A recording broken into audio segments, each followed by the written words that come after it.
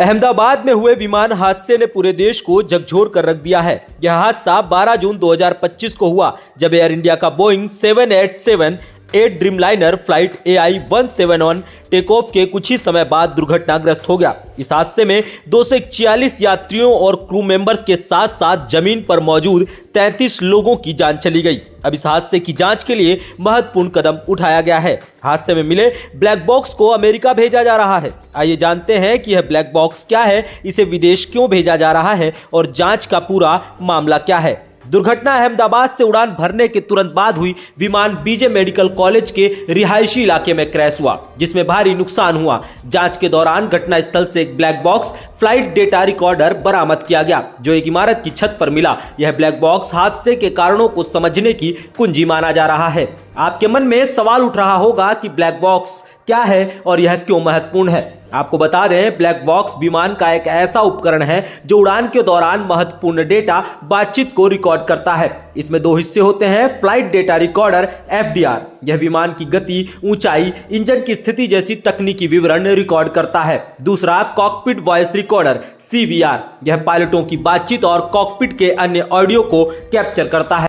इस हादसे में ब्लैक बॉक्स से डेटा निकालकर यह पता लगाया जा सकता है कि हादसा तकनीकी खराबी, मानवीय गलती या अन्य किसी कारण से हुआ है। लेकिन समस्या यह है कि यह ब्लैक बॉक्स आग से बुरी तरह क्षतिग्रस्त हो गया है, जिससे डेटा निकालना मुश्किल लग रहा है। अब ऐसे में सवाल यह भी उठता है कि ब्लैक बॉक्स को अमेरिका क्यों भेजा जा रहा है। चलिए यह भी समझते हैं।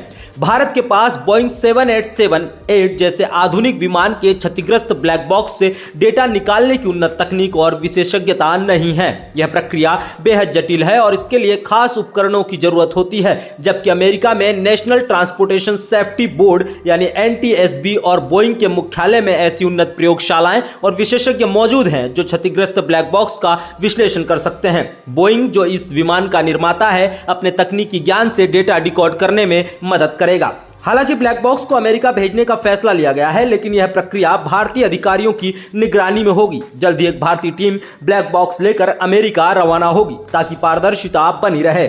गौरतलब है कि भारत के विमान दुर्घटना जांच ब्यूरो AAIB ने जांच शुरू की है। इसमें अमेरिका के NTSB और UK के air accident investigation branch AAIB UK जैसे अंतर्राष्ट्रीय संगठनों की मदद ली जा रही है। गृह सचिव की अगुवाई में एक उच्च स्तरीय समिति बनाई गई है जो 90 दिनों के भीतर जांच पूरी करने के लिए काम कर रही है। इस समिति ने नागरिक उड्डयन मंत्रालय MOCA के साथ बैठक कर ब्लैक बॉक्स को विदेश भेजने का निर्णय लिया। ब्लैक बॉक्स से डेटा निकालने में 2 दिन से लेकर कई महीने तक लग सकते हैं। इसकी क्षति की गंभीरता पर यह निर्भर करता है। वहीं ब्लैक बॉक्स को विदेश भेजने से कुछ लोग सवाल उठा रहे हैं कि क्या जांच पूरी तरह पारदर्शी होगी।